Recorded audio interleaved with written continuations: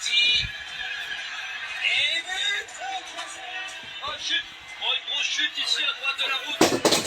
Oh, Zinedine. Oh non, pas ça. Pas aujourd'hui, pas maintenant, pas après tout ce que tu as fait. Allez, Chapuis. Comme un gros, comme un spécialiste. Il va le faire, il va le faire, il va le faire. Il va faire pas tranquille au championnat du monde de Paris. Oh, l'attaque de William. Je crois qu'après avoir vu ça, on peut mourir tranquille. Enfin, le plus tard possible, mais on peut. Ah, c'est super. Eh ben bonsoir à toutes et à tous, hein, bienvenue sur Sport 39. Très heureux de vous retrouver comme chaque fois ce lundi pour notre émission hebdomadaire. Un grand merci encore pour avoir été nombreuses et nombreux à nous suivre la semaine dernière lors de nos deux émissions. Alors ce soir, on voulait parler d'un sujet, c'est le sujet du préparateur physique dans le sport, préparateur physique. Qu'est-ce que c'est Et pour cela, on va accueillir notre invité dans 2 minutes, Hugo Roche, qui est préparateur physique du côté des féminines des Girondins de Bordeaux en D1, hein, donc sacrée responsabilité pour ce Jurassien. Mais avant de débuter l'émission, je voulais revenir sur 2 petites actus du week-end. Alors une qui est pas très belle, en tout cas, c'est la bagarre lors du gala de boxe de Lons. Ça a dégénéré. Il y a eu une bagarre entre un boxeur de Lons et un boxeur de Nancy. Et ensuite, il y a le public qui est intervenu. Donc, c'était pas une très très belle image, malgré entre guillemets la très belle organisation de l'équipe de Serge Pantel et toutes on va dire les valeurs véhiculées par cette discipline. Malheureusement, des fois, il y a des dérapages. Ça a eu lieu ce week-end à Lons. On peut que le regretter et j'espère que en tout cas les bêtes on va être dégagées des rings parce qu'ils ont rien à faire dessus. Et puis je voulais revenir aussi sur malheureusement la défaite de Lons au rugby. C'est vrai que j'avais annoncé malheureusement qu'ils pouvaient pas accéder en Fédéral 2, c'est une erreur. Alors ils ont perdu ce week-end lors du match retour face à Mérignac, 17-10. Ils avaient perdu de 30 points en match aller, donc là ils ont perdu de 7 points malheureusement. C'est pas fini pour eux parce qu'ils auront un match de barrage à disputer. Alors j'ai pas vu sur le site de la fédération l'adversaire. Ils auront un match à disputer en barrage pour pouvoir tenter l'accession en Fédéral 2. Donc affaire à suivre. On espère qu'ils vont rebondir, pardon, mais ça va leur faire en tout cas des bons repères pour les matchs de barrage parce que c'est vrai qu'ils ont eu une saison un peu trop facile entre guillemets dans la poule. Donc là ça a été compliqué pour ces 32e, 16e de finale. Donc là ça va leur faire un petit peu de coffre pour la suite. Voilà, 18h45, je vois que Hugo nous a rejoint. Donc on va commencer avec lui. Si vous avez des questions, bien évidemment, n'hésitez pas à lui poser. Et c'est vrai que pour rien vous cacher, je connais bien Hugo parce que son papa, Fabien Roche, le joueur de Lens, a été aussi un collègue de travail de mon père. Donc c'est pour ça qu'on se connaît bien. Allez, c'est parti. Salut à tous, salut Marius.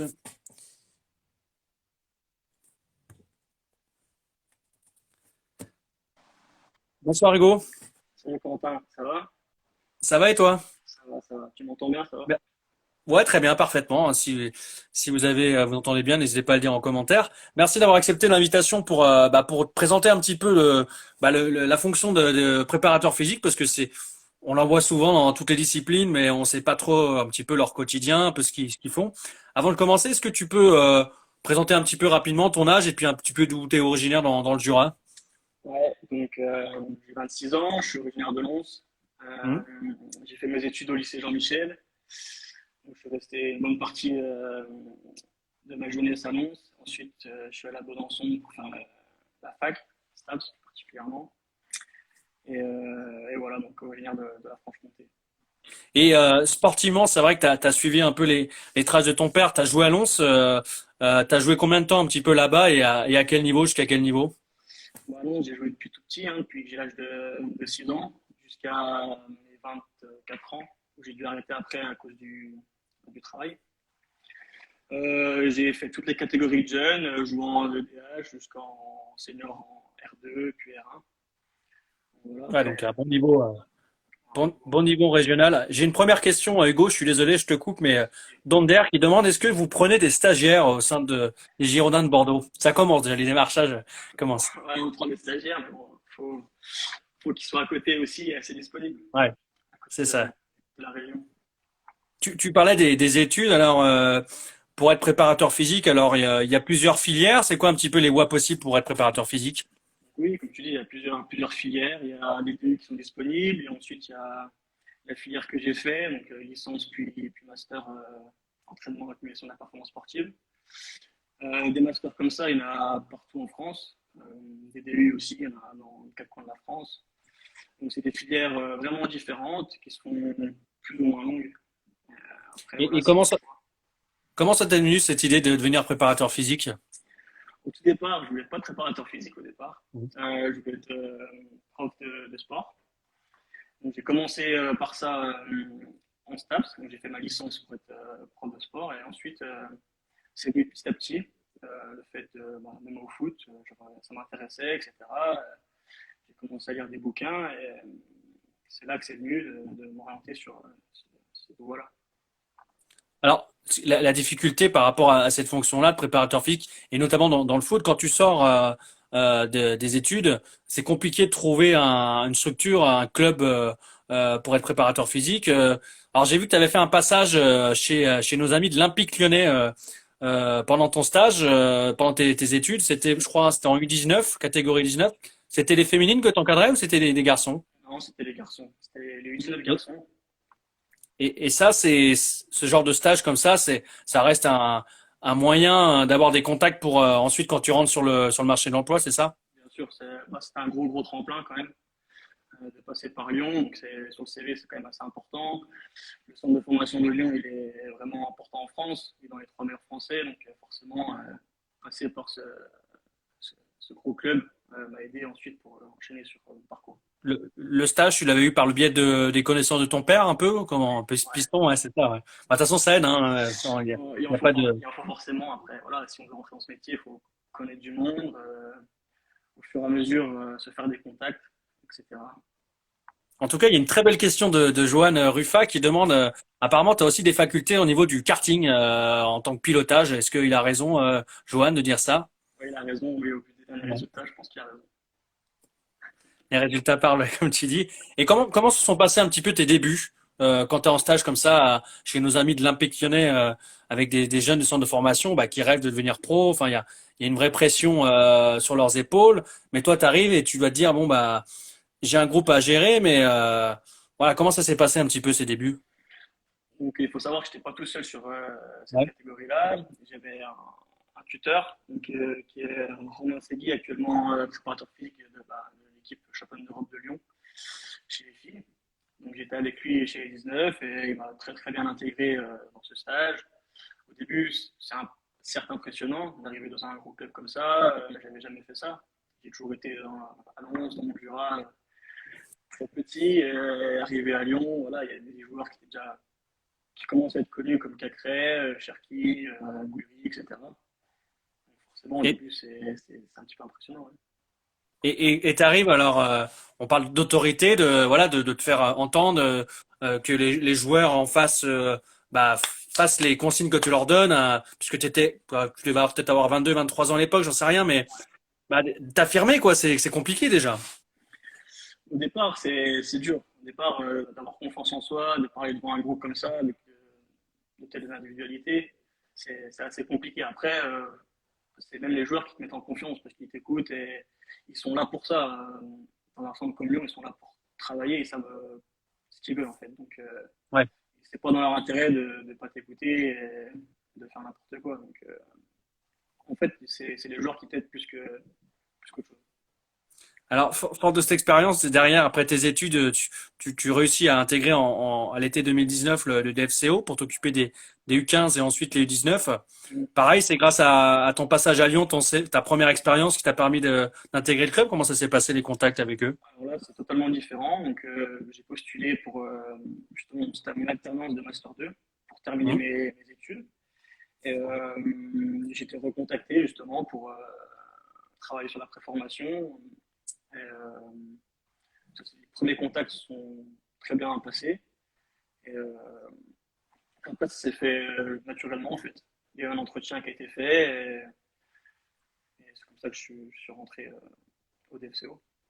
Pour faire le parallèle entre gérer des jeunes comme ça, U15, U19, ou maintenant aujourd'hui des féminines, ou peut-être même des seniors garçons pour la suite, j'en sais rien, de ta carrière, il y a une différence entre des seniors et des jeunes sur la préparation physique? Bah, forcément, il y a des facteurs physiologiques à prendre en compte. Hum. C'est pas les mêmes corps, même féminin et masculin, c'est totalement différent. Donc, il n'y a pas la même prévention à effectuer sur athlètes, il n'y a pas le même travail musculaire à effectuer, même si ça se rejoint. Comme travailler avec des U15, avec des U19, c'est totalement différent. On ne travaille pas les mêmes caractéristiques physiques. Alors il y a Axel Dion aussi qui est préparatrice physique qui dit interview du meilleur des préparateurs. Elle exagère un Je petit sais peu. pas si c'est le meilleur, mais en tout cas c'est gentil de sa part. Euh, Comment ça se passe entre guillemets une semaine type pour toi aujourd'hui à Bordeaux en préparation physique pour les filles? Voilà, la semaine type, donc c'est simple, déjà, il y a entraînement tous les matins. Mhm. Ensuite, la semaine est dirigée par des entraînements plus ou moins intenses et volumineux, selon le match, si c'est le samedi ou le dimanche ou le vendredi. Avant chaque séance, il y a une séance en salle, effectuée avec moi. Et c'est poursuivi d'un échauffement sur le terrain. Et ensuite, le coach prend la séance en main juste après moi. Et on voit, t'es là aussi avec des espèces de data. Enfin, tu prends les data sur ce qu'elles font pendant la séance, t'analyses après comment ça se passe tout ça, parce que ça, maintenant, on a l'impression qu'il y a une évolution hein, même dans ta fonction par rapport à il y a peut-être 15-20 ans. Tu vois pas forcément le même boulot maintenant, quoi. Bah, il y a vraiment un travail de fond à effectuer. Les filles, elles ont chacun un GPS. Mhm. À Dijon, c'était pareil, à Lyon aussi. Donc ce GPS calcule vraiment tout, la distance totale, les distances de haute intensité en sprint, le nombre d'accélérations que je fais en entraînement. Euh, donc avant chaque entraînement, j'ai des objectifs selon leur capacité. Je sais ce qu'elles doivent faire pendant la séance. Et après, à l'aide d'une tablette avec le live, ça les suit en direct, on adapte la séance. Et ensuite, ces données-là, j'envoie un rapport au coach global, puis aussi individuel sur les athlètes, pour qu'ils puissent se faire un retour de la séance. Et parfois, ils pensent que par exemple, la tête n'a pas été bon sur la séance, et les données GPS montrent le contraire, ou inversement. Et ce qui est intéressant, c'est qu'on a l'impression que du coup, les joueuses, tu les connais. Alors, le terme est un petit peu trompeur, mais en profondeur, mais t'es au plus près d'elles, quoi. Enfin, il y a, on a l'impression que t'as aussi une fonction de confident par rapport à leur forme. Enfin, il y a beaucoup d'échanges entre elles et toi, quoi. Bien sûr. C'est un échange vraiment et continue l'échange. Si l'échange n'est plus là, c'est plus compliqué de savoir leurs problèmes, etc.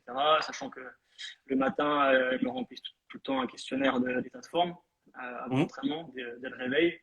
Donc, grâce à ça, déjà, j'ai un peu une vision de l'état du groupe et des joueuses au niveau individuel. Et si par exemple une joueuse est dans le rouge ou que ça ne va pas, il y a une discussion qui s'enclenche pour savoir ce qui ne va pas, etc. Et voir ensuite avec les kinés ce qu'on peut faire, soit la laisser dans l'entraînement, soit la sortir, par exemple.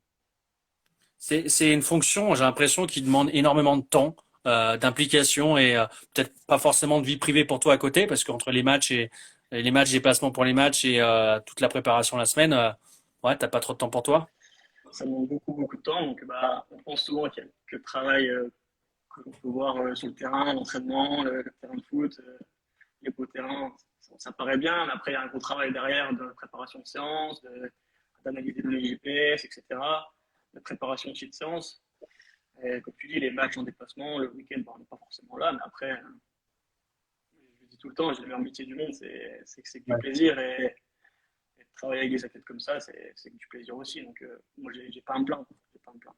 Ton père a eu un impact sur ce choix de rentrer dans le foot comme ça, alors au-delà de l'aspect sportif, mais tu te dis, ouais, c'était une évidence que j'essaye de baigner dans le monde pro, comme l'a pu être mon père aussi.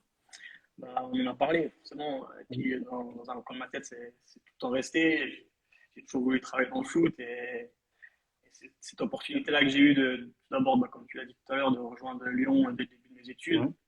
euh, je me voyais mal la laisser passer, en fait. Donc, Ouais. Ah bah, de toute façon, t'as eu raison, ouais. T'as eu raison de le faire. et après, Et, ça s'est enchaîné. hmm, ouais. Et alors, là, c'est vrai que moi, je me posais la question, on voit des préparateurs physiques au basket, au rugby, dans les sports collectifs, généralement, mais pas que. C'est quoi un petit peu les facultés pour être un bon préparateur physique? Parce que c'est vrai qu'on a l'impression il y a un socle commun, et ensuite, on adapte en fonction du sport, mais c'est quoi un petit peu les facultés pour être un bon préparateur physique?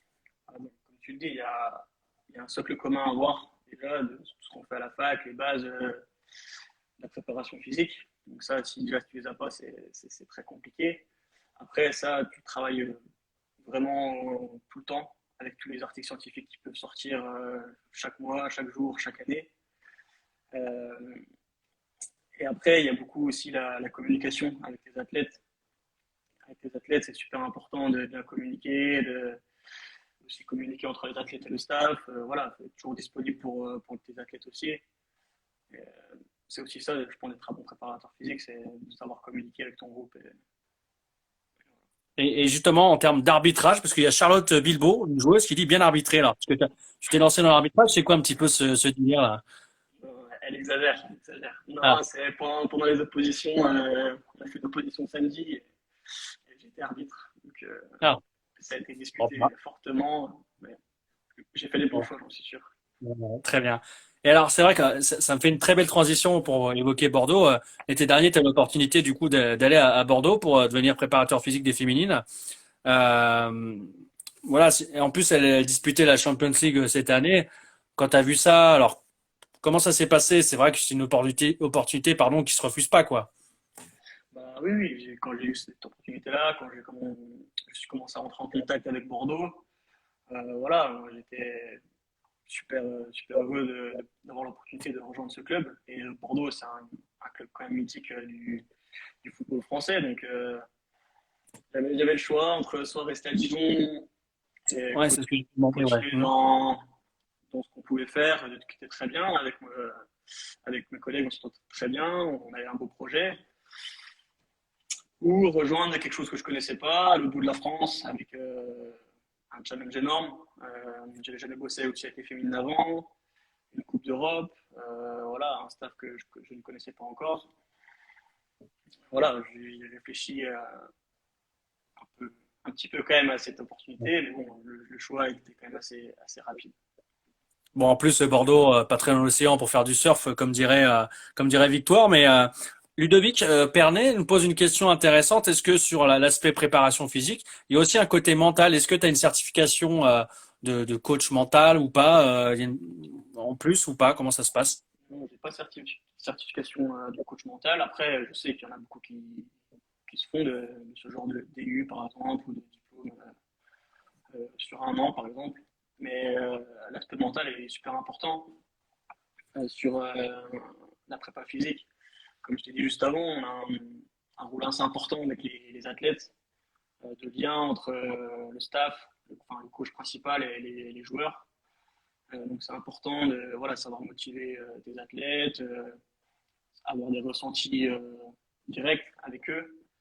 Donc l'aspect mental est aussi très très important. Le DU prépa physique, alors c'est le master ou peut-être la licence, je sais plus du coup. Non, le DU, c'est le DU à Dijon. Après, il y en a Ouais, à tu l'as Dijon. fait. Non, je ne l'ai pas fait à Dijon. J'ai pas fait de DU. J'ai Alexis posait la question. Ouais, ouais, pour ça que... j'ai fait un master. Et à côté de ça, j'ai passé le BMF pour entraîner à un petit niveau en foot et qui est essentiel pour prépa quand même à un certain niveau. Alors moi, il y a un truc, ça m'a fait tilt quand je préparais l'émission. Je me dis, alors des fois, par moment, il y a des joueurs qui se blessent et des fois, les regards se tournent entre guillemets sur la préparation physique du joueur. Alors je voyais souvent, notamment à Paris, ils ont été mal préparés, ils arrivent cramés ou ça peut arriver ou des fois c'est la malchance parce que on se dit ils ont quand même une préparation quand même qui est quasi militaire, qui est quand même bien faite quoi. Donc ça peut être la faute du préparateur, peut-être. On est souvent mis en avant quand il y a une blessure. C'est C'est ça, ouais. c'est directement le prépa qui est mis en cause. Ou même quand l'équipe fait un mauvais match, ils sont trop fatigués, ils n'ont pas de jambes, etc. Alors qu'il y a plein de facteurs qui rentrent en compte. Il y a pas que ça. Après, voilà, c'est toujours bien aussi de se remettre en question sur son travail. Oui, c'est important, mais il faut toujours trouver la réponse déjà avant d'affirmer quelque chose. De se poser cette Mm. question-là, il y a toujours un lien. Après, on essaye de justifier le mieux possible. Ouais. Et les blessures peuvent venir à n'importe quel moment.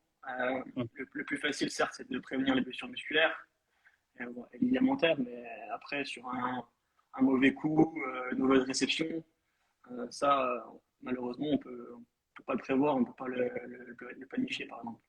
Ouais.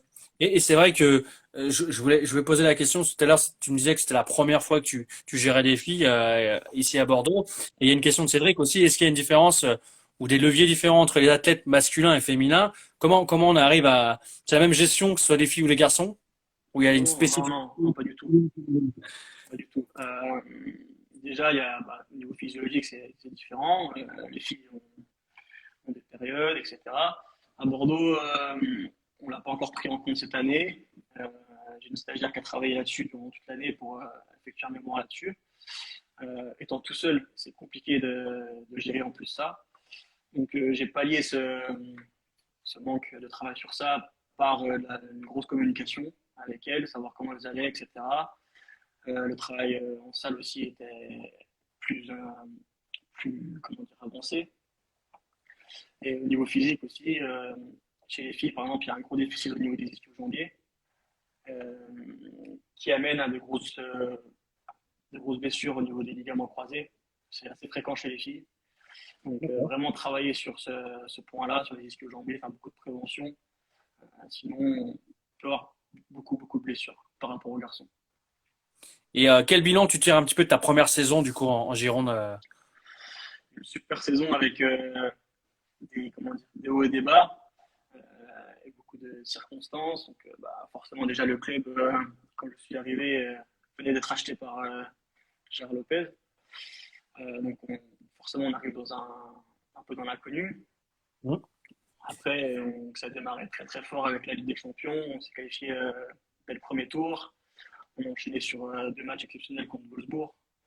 Franchement, c'était des souvenirs incroyables.